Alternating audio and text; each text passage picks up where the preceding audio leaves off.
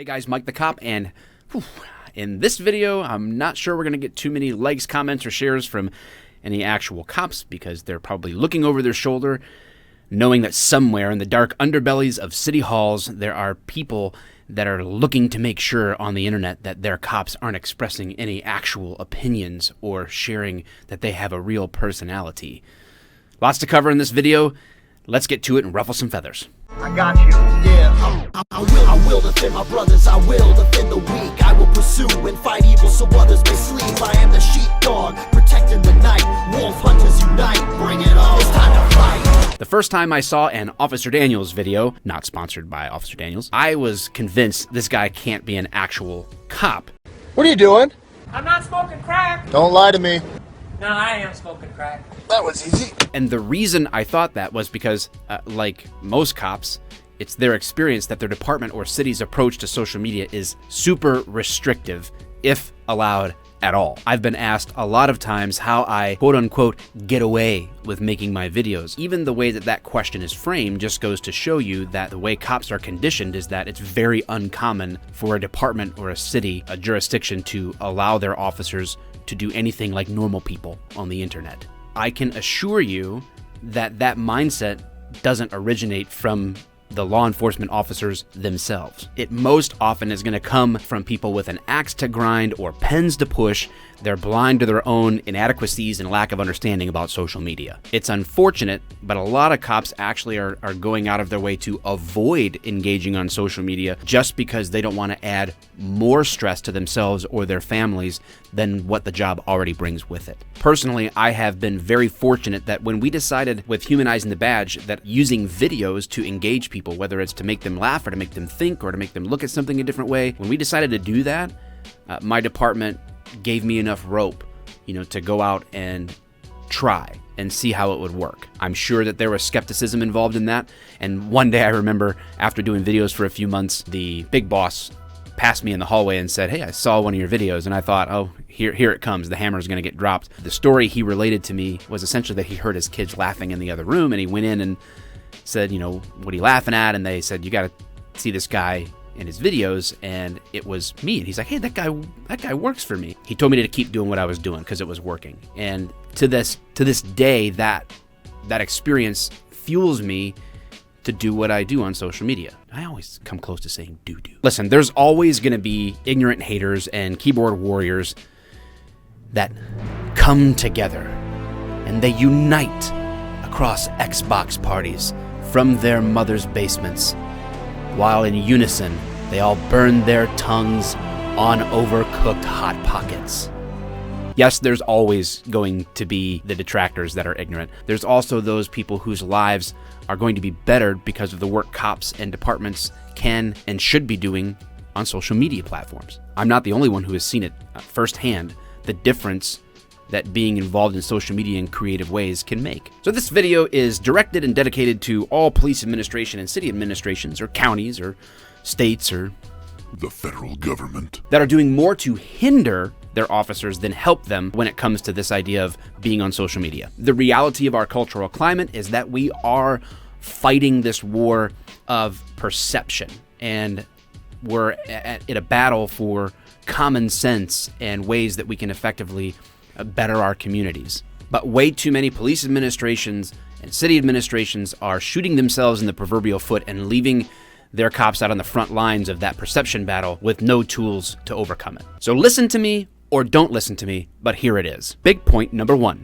Your policies are outdated and uselessly restrictive. There's actually a lot of police departments that don't even have a social media policy, and the ones that they do have are outdated or uninformed. "Hey, did you see what Sergeant Smithers put on his MySpace? Yeah, who's that Tom guy? He looks like he's high on the marijuanas. Hey, saw that Officer Jones has a LinkedIn. A LinkedIn? We shouldn't be promoting cops on dating sites. Yeah, you're right. We shouldn't want all the genders to get mad. Hey, Jim, did you see this? What's all these cops taking pictures next to cop cars on the website here? I think that's our department website. Well, they should have asked us first." It might be hard to believe, but there are departments out there that don't even let an officer take a picture with their own kids in uniform and post it on their own personal Facebook page. Why? Because they're in uniform, and it's a violation of the policy. I mean, seriously? They're community police officers. They're not secret CIA agents. But what I do have are a very particular set of skills. Skills I've acquired over a very long career. I think where this concept comes from is the idea that it's not just the professional, but it's also the personal life of an officer that is scrutinized internally and externally. And cities and departments don't want that stuff to come back on them. And I'm telling you guys, I know a lot of people are under the idea that cops get away with a lot of stuff, but nothing could be further from the truth. The life of a police officer on and off duty is constantly critiqued and evaluated. It's a very stressful aspect to an already stressful job. I get it. You don't want your cops doing something unethical, immoral, that would come back to bite you on or off duty. But if you trust them enough to hire them and live that out in their real life, why not extend that trust to their social media? No one is advocating that someone takes cocaine, does a few lines of it, and goes streaking through the quad in a department uniform. Well, that doesn't make sense. Why would they streak in a uniform? But your overreaching concern about social media is actually hindering officers from doing their job to the best of their abilities in their community. In other words, your nanny state approach to managing people's lives, it's ineffective. I mean, let's get this right. You give them a badge and a gun, and you trust them to make life or death decisions in matter of split moments, but they can't post a selfie? I mean, we wouldn't want the same men and women who have time and time again put their necks on the line, literally, to keep you and your family safe where you work in your office in the same city, making a funny video or an engaging video showing people that cops are actually normal people, humans like everyone else. Oh, we can't do that without pre-approval. I know cops feel this and think this, and I know that a lot of non-cops feel this and think this as they look from a distance and feel that cops come off as cold and distant. And this is part of the reason why, because you have conditioned your officers to be cold and distant because they are living in constant fear that some policy violation about social media is going to get them jammed up. A lot of people think it. I'm just saying it. And the advantage I have is that I'm in a position to not care what you think because I don't work for you. Next big point. You are collectively ignorant about the value of social media. What do humans tend to do with things that they don't understand?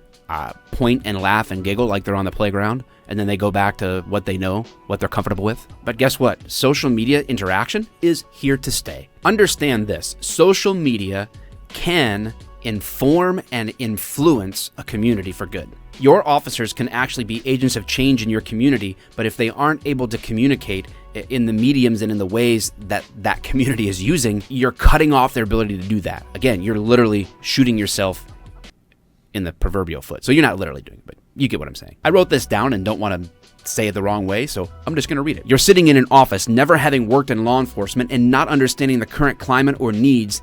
You think it's more valuable to comb through social media to try to catch violations to your already inadequate policies and antiquated ideas instead of embracing one of the absolute best opportunities to make your community grow more connected to its police department, which will in turn increase safety, credibility, and cooperation? God forbid that people know that cops actually might have a sense of humor or an original thought. There are a growing number of departments that I'm very glad to see that have learned what I'm saying in this video is absolutely true and practical. One of my absolute favorites is the Dixon Police Department. The Dixon Police Department is on a variety of social media platforms. I'm just going to go to their Twitter and just casually scroll through here and let you know what they're doing right. Their pinned tweet is them doing a quote-unquote raid. We don't usually let cameras in on the raids, and it was just cops having fun with squirt guns and stuff like that with kids in their neighborhood. And oh wow, they're in uniform. How could they possibly do that? That would mean that cops are publicly on social media. They have a sense of humor. Rolling domestic. Male subject found unresponsive, had been pushed out of a moving vehicle. Oh boy. They're using common memes and GIFs for the uninformed. Look at this. Mad respect to the Dixon police for giving the homeless guy by Walmart a hot meal. So the community is recognizing that they're on social media and then tagging them in that social media. They're doing participating in video productions. And again, they're showing that they have a sense of humor, and they're using their social media to inform the public about what's going on in the community, but also to enhance those relationships. They're actually improving those things. Rather than just be a responsive police agency, they're actually improving community relations. They're being proactive with social media, and they're not shying away from it. They're just one example of many. The Miami Police Department has a vlog on YouTube. I mean, there's a lot of places doing some creative things, and it's great to see. But still, on the whole, the police administration and city administrations around this country are like dinosaurs when it comes to their approach to social media, and it's gotta change. That's so funny. The last time I heard that, I laughed so hard I fell off my dinosaur. Stop right now, all right? Let's just back off. Best case scenario is that they're just uninformed and they need to be caught up to speed, but they're willing to learn. Worst case scenario is you're literally that into micromanaging and adding stress onto police officers' lives, and you're just a douche. When you're perpetuating the all too common bad mix of poor policy and poor practice, you're actually contributing to more harming the reputation of law enforcement at this point than helping it. In that effort to hold on so tightly to restrictive control, you're actually crushing the ability to cultivate better relationships between cops and their community. You've got to wake up, get a clue, and get in the game. And not everyone has to be the same way. Not every department has to have humor all the time. It doesn't have to be everybody being on social media in the same exact way. You need to be on social media in a way that's good for your community. And listen, if you're out there as a police administrator and you haven't turned this off yet because you hate me, let's talk. Email me. Let's talk about what it is to be positive and use social media, with implementing good policies and best practices. We'll chat. So if this video describes your department, well, yes, I'm calling them out. If this describes how your city approaches it, yep, I'm calling you out. Don't let your ignorance or sense of intimidation of social media stop you from learning, stop you from growing and developing and doing things that are going to really make a difference and impact real people's lives because of your willingness to go the extra mile to do something new and fresh and innovative when it comes to how police departments engage people around them. All right, this horse is dead. I'm done. Good day.